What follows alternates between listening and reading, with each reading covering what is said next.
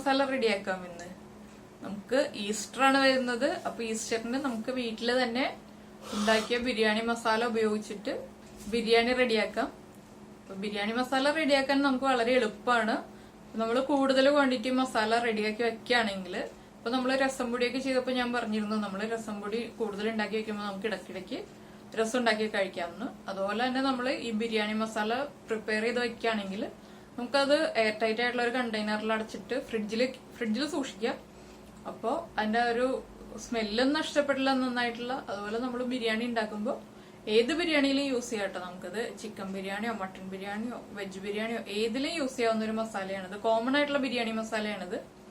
ആ മസാല നമ്മൾ റെഡിയാക്കി വെച്ച് കഴിഞ്ഞാൽ നമുക്ക് എളുപ്പം തന്നെ ബിരിയാണി ഉണ്ടാക്കാം. അപ്പോൾ എല്ലാവരും വീട്ടിൽ ബിരിയാണി മസാലയൊക്കെ റെഡിയാക്കിയിട്ട് ഈസ്റ്ററിനും അതുപോലെ തന്നെ ഇടയ്ക്കിടയ്ക്ക് എപ്പോഴാണെങ്കിലും നമ്മൾ ബിരിയാണി ഉണ്ടാക്കുമ്പോൾ ബിരിയാണി മസാല യൂസ് ചെയ്ത് ബിരിയാണി ഉണ്ടാക്കി കഴിക്കാം. അതുപോലെ ഇപ്പൊ ഞാൻ ഉണ്ടാക്കുന്ന റെസിപ്പീസ് ഒക്കെ ഫോളോ ചെയ്യുന്നുണ്ട്, അതുപോലെ നമ്മൾ വീട്ടിൽ പ്രിപ്പയർ ചെയ്ത് നോക്കുന്നുണ്ടെങ്കിൽ ആ റെസിപ്പീസ് നമ്മൾ പ്രിപ്പയർ ചെയ്തതിന്റെ ഫോട്ടോസ് എനിക്ക് അയച്ചു തരാം. അപ്പൊ ഞാനത് ഫേസ്ബുക്കിൽ നമ്മുടെ വീഡിയോയിൽ നമ്മൾ ഇടുന്നതാണ്. അപ്പൊ മറ്റുള്ളവർക്ക് അതൊരു ഇൻസ്പിറേഷൻ ആവുമല്ലോ, കൂടുതൽ ആൾക്കാർക്ക് കുക്കിങ്ങിലേക്ക് വരാൻ വേണ്ടിയിട്ട്. നമുക്ക് എങ്ങനെയാണ് ബിരിയാണി മസാല റെഡിയാക്കുന്നതെന്ന് നോക്കാം. നമുക്ക് ബിരിയാണി മസാല ഉണ്ടാക്കാൻ ആവശ്യമായിട്ടുള്ള ഇൻഗ്രീഡിയൻസ് നോക്കാം. നമ്മൾ ഏലക്ക എടുത്തിട്ടുണ്ട്, കുരുമുളക്, ജാതിപത്രി, നല്ല ജീരകം, പെരിഞ്ജീരകം, ഗ്രാമ്പു, കറുവപ്പട്ട. നമുക്ക് ആദ്യം ഓരോന്നായിട്ട് ഡ്രൈ റോസ്റ്റ് ചെയ്തെടുക്കാം. നമുക്ക് ആദ്യം കൂടുതൽ കുക്കിംഗ് ടൈമുള്ള പെപ്പർകോൺസ് റോസ്റ്റ് ചെയ്തെടുക്കാം.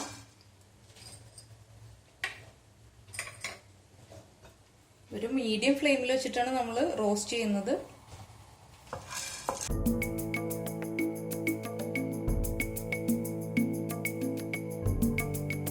നമ്മളിപ്പോ 1 ടീസ്പൂൺ പെപ്പറാണ് ആഡ് ചെയ്തത്.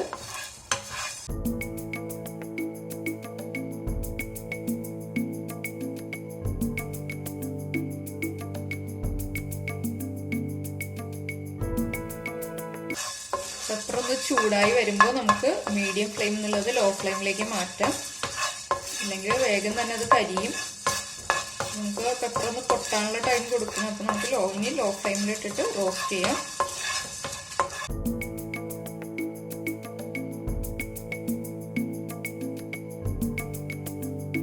നമ്മളിപ്പോൾ റോസ്റ്റ് ചെയ്യാൻ ആവശ്യമായിട്ടുള്ള ഇൻഗ്രീഡിയൻസ് എല്ലാം ഒരുമിച്ചിടാത്തതെന്ന് വെച്ചിട്ടുണ്ടെങ്കിൽ ഇതിന് പലതിനും പല കുക്കിംഗ് ടൈമാണ് ഉള്ളത്. അപ്പോൾ കൂടുതൽ കുക്കിംഗ് ടൈം ഉള്ളതിന്റെ കൂടെ കുറച്ച് കുക്കിംഗ് ടൈം വേഗം റോസ്റ്റ് ആയി വരുന്ന, അപ്പോൾ ജീരകമൊക്കെ ഇട്ടിട്ടുണ്ടെങ്കിൽ ജീരകം വേഗം കരിഞ്ഞു പോവും, ബാക്കിയുള്ളതൊന്നും റോസ്റ്റ് ആവുകയുമില്ല. നമ്മൾ പെപ്പറൊക്കെ പൊട്ടി തുടങ്ങുന്നുണ്ട്. ഇതാ ഒരു 5 മിനിറ്റ് ആയിട്ടുണ്ട് നമ്മൾ റോസ്റ്റ് ചെയ്യാൻ തുടങ്ങിയിട്ട്. നമ്മുടെ പെപ്പറെല്ലാം നന്നായിട്ട് പൊട്ടിയിട്ടുണ്ട്. നമുക്കിതൊരു പ്ലേറ്റിലേക്ക് മാറ്റാം. നമുക്കിനി ഏലക്ക ചേർക്കാം. ഞാനിപ്പോൾ ഒരു 15 ഏലക്ക എടുത്തിട്ടുണ്ട്.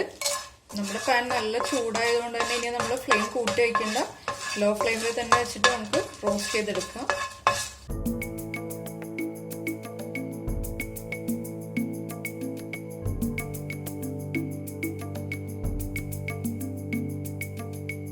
നമ്മുടെ ഏലക്കയും നന്നായിട്ട് റോസ്റ്റ് ആയി വന്നിട്ടുണ്ട്. 3 മിനിറ്റ് ആണ് ലോ ഫ്ലെയിമിൽ നന്നായിട്ട് റോസ്റ്റ് ചെയ്തെടുത്തത്. ഇന്ന് നമുക്ക് നമ്മൾ പെപ്പർ വെച്ചിരിക്കുന്ന അതേ പ്ലേറ്റിലേക്ക് തന്നെ മാറ്റാം. ഇതിലേക്ക് നമുക്കൊരു 3 പീസ് കറുവപ്പട്ട ആഡ് ചെയ്ത് കൊടുക്കാം. ഒരുപാട് വലിപ്പമുള്ള പീസാണെങ്കിൽ, വലിയ പീസാണെങ്കിൽ 1 പീസ് ആഡ് ചെയ്താൽ മതി. ഇപ്പൊ അധികം തിക്നെസ് ഇല്ല, അധികം ലെങ്ത് ഇല്ലാത്ത പീസ് ആയതുകൊണ്ട് ഞാൻ 3 പീസാണ് ആഡ് ചെയ്യുന്നത്. കറുവപ്പട്ടയും നന്നായിട്ട് റോസ്റ്റ് ആയിട്ട് നല്ലൊരു സ്മെല്ലൊക്കെ വരുന്നുണ്ട്. നമുക്ക് നമ്മൾ മാറ്റി വെച്ചിരിക്കുന്ന പ്ലേറ്റിലേക്ക് ആഡ് ചെയ്ത് കൊടുക്കാം. ഇതിലേക്ക് നമുക്കൊരു 1 ടീസ്പൂൺ ഗ്രാമ്പു ചേർക്കാം. നമ്മുടെ ഗ്രാമ്പു നന്നായിട്ട് പൊട്ടി തുടങ്ങുന്നുണ്ട്. ഇത് നമുക്ക് പ്ലേറ്റിലേക്ക് മാറ്റാം. ഇതിലേക്ക് നമുക്ക് 2 ടേബിൾ സ്പൂൺ പെരിഞ്ജീരകം ചേർക്കാം. നമ്മൾ പെരിഞ്ജീരകമാണ് കൂടുതൽ ആഡ് ചെയ്യേണ്ടത്.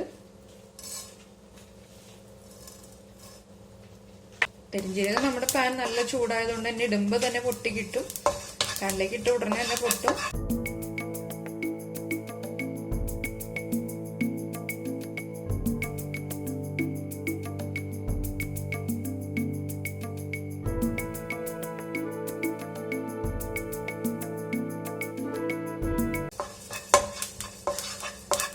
പെരിഞ്ജീരകം നന്നായിട്ട് റോസ്റ്റ് ആയിട്ടുണ്ട്. നമുക്ക് പ്ലേറ്റിലേക്ക് മാറ്റാം.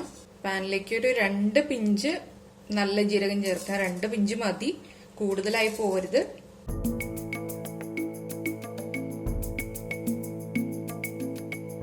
നല്ല ജീരകം റെഡി ആയിട്ട് നമുക്ക് പാനിലേക്ക് മാറ്റാം. ഇതിലേക്ക് നമുക്ക് ഒരു ജാതിപത്രിയുടെ ഒരു 1/4 ഭാഗം ചേർക്കാം. ഇത്ര മതി ഈ ഒരു മസാലയ്ക്ക്.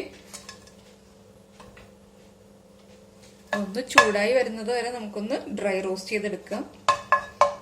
നമ്മൾ ജാതിപത്രി ഒരു 1 മിനിറ്റ് തികച്ചു വേണ്ട, ഒന്ന് ചൂടായി വരുമ്പോൾ നമുക്കിനി ഫ്ലെയിം ഓഫ് ചെയ്ത് കൊടുക്കാം. ഇത് ജാതിപത്രിയും നമുക്ക് പ്ലേറ്റിലേക്ക് മാറ്റാം.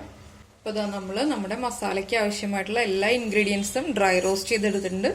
ഇനി ഇതൊന്ന് ചൂട് മാറി വരട്ടെ, എന്നിട്ട് നമുക്ക് പൊടിച്ചെടുക്കാം. നമ്മൾ ഡ്രൈ റോസ്റ്റ് ചെയ്തെടുത്ത നമ്മുടെ മസാല ഇതാ നന്നായിട്ട് ചൂട് മാറിയിട്ടുണ്ട്. നമ്മൾ ഇതാ ജാതിപത്രിയൊക്കെ എടുത്ത് നമ്മൾ കയ്യിൽ പിടിച്ചിട്ട് തന്നെ ഒന്ന് ഒടിച്ചു കഴിഞ്ഞാൽ അത് നന്നായിട്ട് ഇത് വേഗം പൊടിഞ്ഞു വരുന്നുണ്ട്. ഒന്ന് പ്രസ് ചെയ്ത് കൊടുത്താൽ മതി. അതുപോലെ നന്നായിട്ട് ചൂട് മാറിയതിന് ശേഷം മാത്രമേ നമ്മൾ പൊടിക്കാൻ പാടുള്ളൂ. അല്ലെങ്കിൽ നമ്മുടെ മിക്സിയുടെ ജാറിലേക്ക് ചൂടോടുകൂടി ഇട്ട് കഴിഞ്ഞിട്ടുണ്ടെങ്കിൽ അത് തെറിച്ചു പോകും വേഗം തന്നെ. ചൂടോടുകൂടി എന്ത് സാധനം നമ്മൾ പരക്കുകയാണെങ്കിലും പൊടിക്കുകയാണെങ്കിലും എന്ത് ചെയ്താലും ചൂടോടെ നമ്മൾ മിക്സിയുടെ ജാറിൽ ഒന്നും ചെയ്യരുത്. അത് പെട്ടെന്ന് തന്നെ പുറത്തേക്ക് തെറിച്ചു പോകും. അതുപോലെ നമ്മൾ മസാല പൗഡേഴ്സ് റെഡിയാക്കാനാണെങ്കിലും ഇപ്പം ഞാൻ രസം പൗഡർ ഉണ്ടാക്കിയപ്പോൾ പറഞ്ഞിരുന്നു, നമ്മളെപ്പോഴും പൊടിച്ചെടുക്കുന്നതിന് മുൻപ് ഡ്രൈ റോസ്റ്റ് ചെയ്തിട്ട് പൊടിച്ചെടുക്കുമ്പോൾ ഒട്ടും മിക്സിയുടെ ജാറിൽ വെള്ളം ഉണ്ടാകാൻ പാടില്ല. മിക്സിയുടെ ജാറ് നന്നായിട്ട് തുടച്ച് ഒട്ടും വെള്ളമില്ലാത്ത ജാറിലിട്ടിട്ടേ നമ്മൾ പൊടിച്ചെടുക്കാൻ പാടുള്ളൂ. അല്ലെങ്കിൽ നമുക്കിത് സ്റ്റോർ ചെയ്ത് വെക്കാൻ പറ്റില്ല, വേഗം തന്നെ ചീത്തയായി പോകും നമ്മൾ ഉണ്ടാക്കുന്ന പൗഡേഴ്സ്.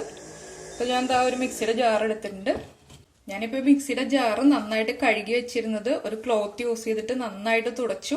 10 മിനിറ്റ് ഫാനിന്റെ അടിയിൽ വെച്ച് നന്നായിട്ട് ഉണങ്ങിയതാണിത്. ഒട്ടും വാട്ടർ കണ്ടന്റ് ഇല്ല, ഒട്ടും വെള്ളം പാടില്ല നമ്മുടെ മിക്സിയുടെ ജാറിൽ.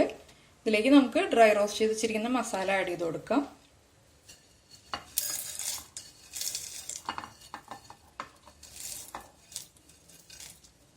ഇത് നമുക്ക് നന്നായിട്ട് പൊടിച്ചെടുക്കാം. അപ്പോൾ ഇതാ നമ്മുടെ ബിരിയാണി മസാല ഞാൻ പൊടിച്ചെടുത്തിട്ടുണ്ട്. ഇതുപോലെയാണ് പൊടിച്ചെടുത്തിരിക്കുന്നത്.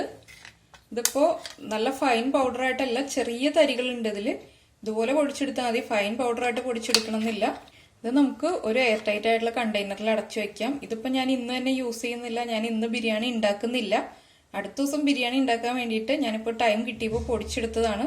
അപ്പോൾ നമ്മൾ ഇതുപോലെ ടൈം കിട്ടുമ്പോൾ പൊടികളൊക്കെ റെഡിയാക്കി വെക്കുകയാണെങ്കിൽ ഇനിയിപ്പോൾ നമുക്ക് ബിരിയാണി ഉണ്ടാക്കുമ്പോൾ ഈ ബിരിയാണി മസാല പ്രിപ്പയർ ചെയ്യാനുള്ള ടൈം പോവില്ല. അപ്പോൾ നമുക്ക് എളുപ്പത്തിൽ തന്നെ ബിരിയാണി ഉണ്ടാക്കിയെടുക്കാം. അപ്പോൾ ഞാനൊരു എയർ ടൈറ്റ് ആയിട്ടുള്ള ജാറിലേക്ക് അടച്ചു വെക്കാം.